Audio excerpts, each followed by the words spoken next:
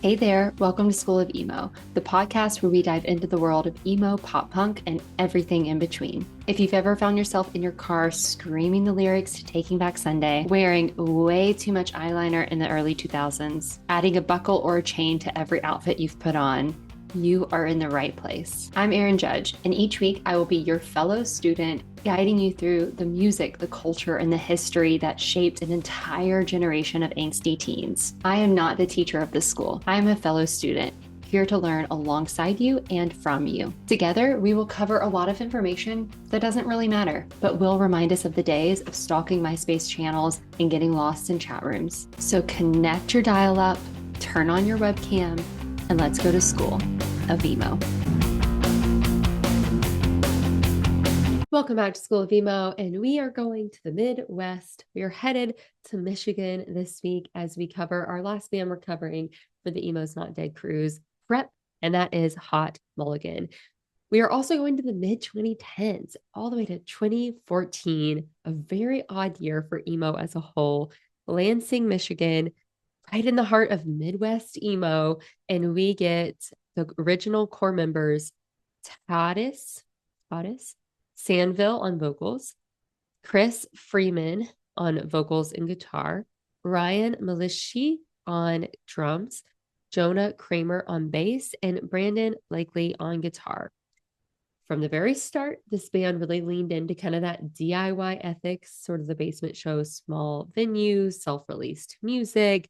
Now, this wasn't fully in line with the 90s emo DIY scene and that punk DIY scene that was happening in the West Coast, but they leaned into it in their own way. And the 2010s way is to also utilize social media, which is where they gained their fandom pretty quickly.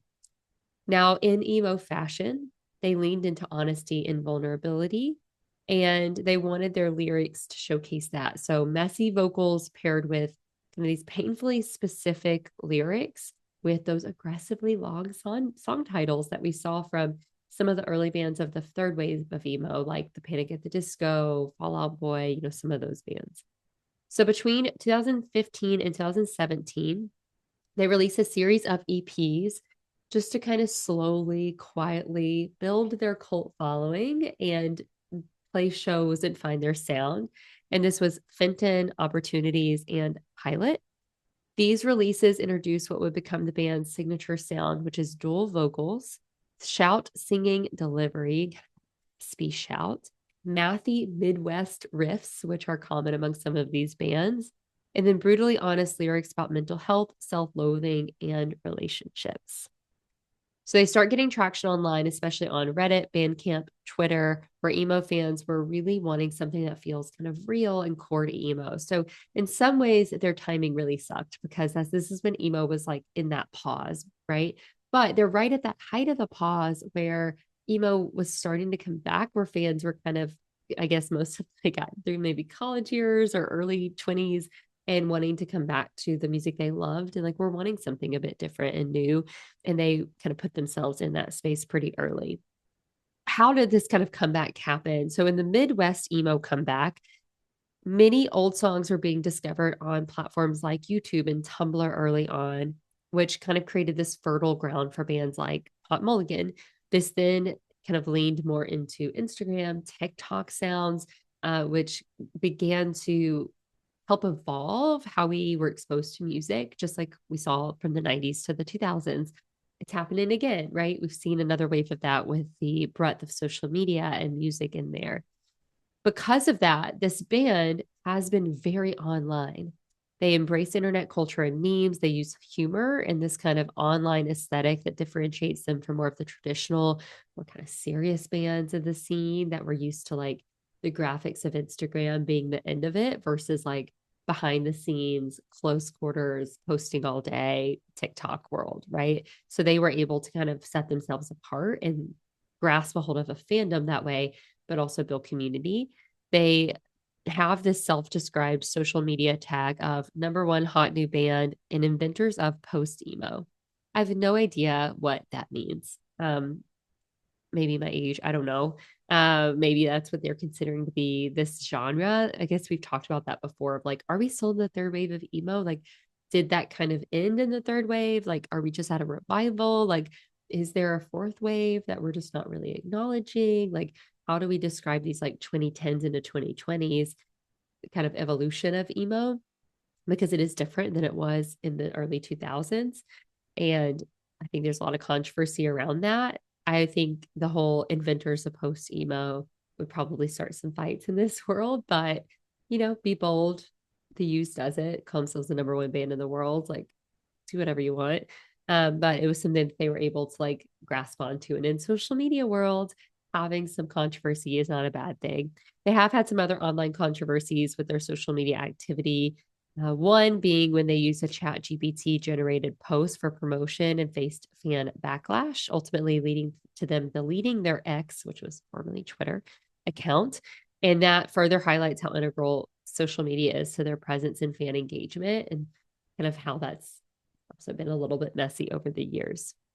So some early quotes from Sandville, lead singer, were, "We weren't trying to be the next big thing. We were just writing what felt honest to us." So some people would say that they weren't really chasing the trends of the time.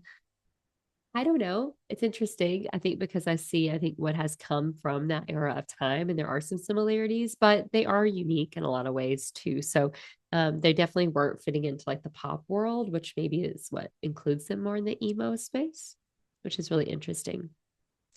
So in 2018, after all of their EPs, they released their debut full-length album from that last EP, Pilot. This is the album that turns them from kind of an internet favorite into a touring force. So really pushing them into touring and more kind of depth within the scene. And this captured everything that made them special: the anxious, self-deprecated lyricism, melodic chaos, emotional whiplash, moments of quiet vulnerability that kind of hit you and like throw you off a little bit, which is really interesting to see. And again, kind of gave them a quick name and a space. And I will be honest, you hear them come on and they are very distinct. One song from this album, "How Do You Know It's Not Armadillo Shells?" The lyrics: "So scared that you don't want me here in the corner of the living room, reading subtitles because I can't hear the show you put on for noise, while you're laughing in the kitchen, pouring drinks over ice. And I'm not the type to go out every night because I just need some time to know what's wrong in my head, pulling out the pages that I wrote for you, hoping you don't think that I'm dependent because I know the truth. Might be too much. I'm not enough. I'm always disappointed in the things I write. Even when I speak, it seems the words will never come out right. Coping alone, just bring me home. And it's happened again. Another friend said, 'Marry me,' while unknowingly signing away the life he wanted. I'm glad none of our parents stayed together. I hate to be a bummer, but I'm 3 more beers from calling a cab so I can sleep to shake this dread. I won't wake up unless you ask if I'm okay. Pulling out the pages that I wrote for you, hoping you don't think I'm dependent because I know the truth. Might be too much. I'm not enough. I'm always disappointed in the things I write. Even when I speak, it seems the words will never come out right. Coping alone, just bring me home. Just bring me home." So this marked the band also signing with No Sleep Records, followed by a later move to Wax Bodega, kind of further cementing their place in more of this kind of modern emo space with like the names and the producers, all the people of the modern emo kind of world. Now in 2020, just a few weeks before COVID shut the world down, they released their next album, You'll Be Fine. And ironically, this album is not comforting at all and was really interestingly placed with that. So they felt that releasing this album during COVID was a bit of a mixed blessing, because while the pandemic prevented them from touring and capitalizing on the momentum immediately, it also gave fans stuck at home more time to deeply connect with the album. Again, it was not like encouraging, it was deeply connecting to sadness, leading to a huge demand and a massive cathartic live experience once they could tour again, kind of turning that delayed impact into more of a powerful moment for the band's growth. So, because they were leaning into social media, they were kind of perfectly placed for everything that happened throughout the shutdown and post shutdown. that's, I think, what we would call like the emo revival, truly, because that's where a lot of the bands we love came back on the scene. Bands started making new music again. Maybe they needed the money because they took a year off of touring. I don't know, but it's really interesting to see how things have kind of exploded since that time. This record sharpened their songwriting, tightened up their production, and deepened the emotional impact of their lyrics, giving us songs like Backyard and Eclipse Sunglasses, which became instant fan favorites, kind of screamed back at the band in unison during live shows, very much like band connected to audience, like that kind of experience, which makes for a really great fandom.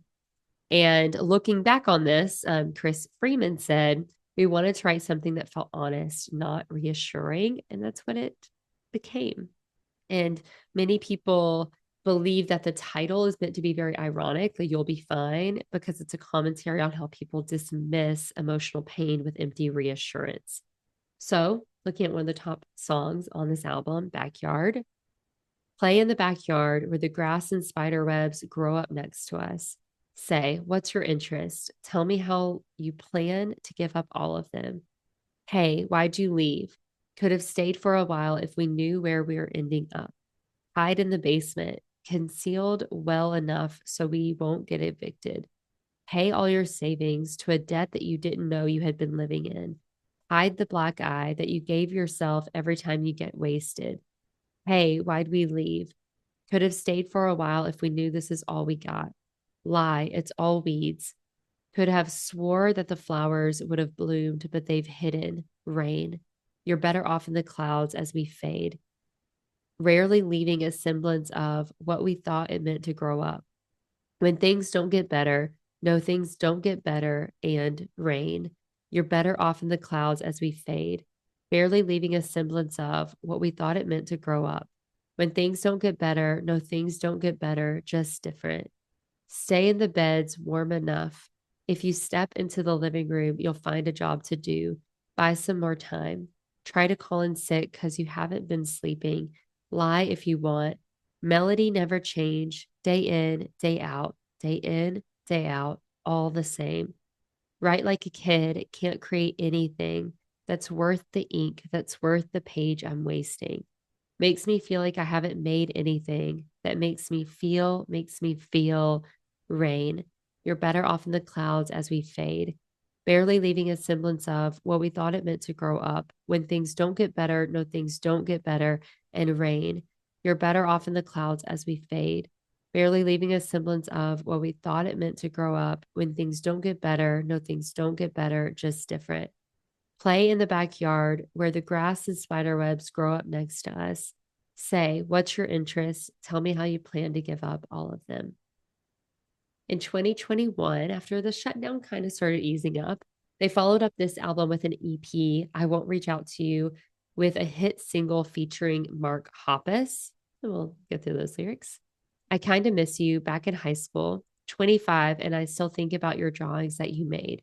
I kind of miss you, but I can't talk to you because in my mind, the only thing I could do now is intrude. I've got a ring. I think that she'd love you too, but I can't get past the fact I drag almost everyone down. I didn't think I'd say, I want to see you. I won't reach out to you. After all this time, I'd imagine I don't fit into your view. Frozen dries from the rocker hoary outgrown, lofty plans and failing class aside, you'd find me in the margins of a sketchbook. Probably best to let the memory die out. I've got a ring. I think that she'd love you too, but I can't get past the fact that I drag everyone down. Painting the walls that lined the hall after school, smoke and tattoos, 5 years removed. Hope you'd recognize me now. I don't even know who you are. Memories faded out just like a dark room lesson. Clarity lost on resin. Maybe I'm just thinking too hard. Rather let it dissipate than face my conscience, calling it faking progress. In 2023, a couple of years later, they released Why Would I Watch, which is their most ambitious and emotionally devastating album to date. So their growth, their maturity, even defining their sound even more. And this really tackled the themes of grief, abandonment, growing up, and the complicated relationship between hope and despair. So some of that maturity of what this vulnerability looks like. This gave us songs like, this song is called It's Called What It's Called. and Golf Is On, which showcased the band's growth without kind of sacrificing that raw edge and their play on words. Their lyricism is kind of tough. Their song titles are kind of tough. There's a lot of words involved, right? To make you think, to kind of keep you on your toes, which remain true through this album. And the lead singer said, we don't want to pretend things get better. We want to be honest about how they feel. And again, leaning into that emo, I guess, core of it all. So the song it's called what it's called. A Cape Town, some royal crown, an hour. I don't know where my wallet is. Crawled a bed on a stranger's floor. Lit cigarette, burning holes into their porch. An old van, a farmer's tan, a venue. I don't know where my wallet is. Crossing roads where the city ends. I don't know. I don't know. Can't get it back. Can't get it back. I fell asleep and saw the years had passed. I lost them all. Reach into my head and find I don't remember most of the time. Oh, there's so much I would change. Take more pictures. Oh, I left so much to say. Left so much to say. All the misconnections. Oh, I left so much to say. Why did the years move faster? Oh, there's so much I could change. Will I spend the effort? Oh, there's so much I could change. Oh, there's so much I'd let go. I'll somehow frame a narrative where all my actions have some evil aim. The worst is yet to come. I'll retrace the capital, the day we wandered all the monuments, a belly full of drinks. What could I have done wrong? Does intent equal fault? How to end a perfect day if not? Finding what to blame on myself. Nothing hits as hard a second time. It's all lost its charm, but not its signs. Nothing hits hard a second time. It's all lost its charm, but not its signs. So after this album, they spent a couple of years releasing some singles, other versions of some of their other songs, like some acoustic versions, different covers. And then they released their most recent album, The Sound a Body Makes When It's Still, in August of 2025. So just a couple of months ago. And fans quickly noted how dark the title of the album seemed. And they received it with a mix of deep appreciation for the vulnerability and that kind of cohesive storytelling, with some division over the slower, less immediate feel compared to their previous works, like the high energy of some of their earlier albums. Many praising the more emotional depth, but then others finding tracks kind of blended together instead of having that clear separation and the energy of that. So, which is really interesting. But critics hailed it as their best album yet. It is a darker album, as the title alludes. It has more mature themes, but that really helps a lot of their fans feel seen. Again, their fans are growing up with them as well, just like many of us grew up with other bands that we've been following since our teens. And so that kind of more maturity and the deeper like connection to some of the layers of what we feel, I think is really interesting. But their unique structure is one that's kind of a continuous narrative that's hitting home with a lot of people, even if it's not quite as pop punk and hook forward as some of their older albums. So when it comes to Hot Mulligan, their impact on the scene, I think, is still to be fully discovered because they are still a fairly new band. They've been around for going on now about 10 years, or I guess a little over 10 years. But they do showcase a really interesting, again, maybe fourth wave emo, whatever we want to call it, more of a modern emo approach of creating community and fandom through social media and blending that connection they have with fans through their socials into their lyricism and that kind of emotional connection there, which then creates a live show experience that is very unique and one that fans tend to really love. My husband swears that we've seen them before. I don't think that we have. So I'm actually looking forward to like leaning into one of their sets on the cruise, kind of experiencing that. I do love whenever fan groups are just so excited about a show and like screaming lyrics back. So this will probably be a set that I might stand in the back, kind of dance, have fun, but really just embrace the rest of the community enjoying it, which I'm very much looking forward to.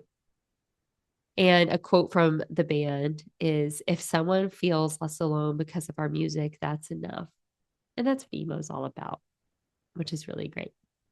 So that's it for today's class. My homework for you is to go listen to their newer album, maybe some of the bigger tracks of the older albums, but that 2025 album, listen through it and form your opinion on what you think in terms of the sound, the lyricism, the storytelling changes, and like that shift from kind of that pop punk energy to more of sort of a slower, more introspective kind of approach, and just see what you think. No right or wrong. And then in next week's class, we are going to go through some cruise prep. If you're interested, the Emo's Not Dead cruise, kind of what's involved in the front end of that, like how I'm preparing, what I'm looking forward to, kind of setting the stage for what will then be our recap after the cruise that will come next. So go do your homework, and I'll see you in our next class.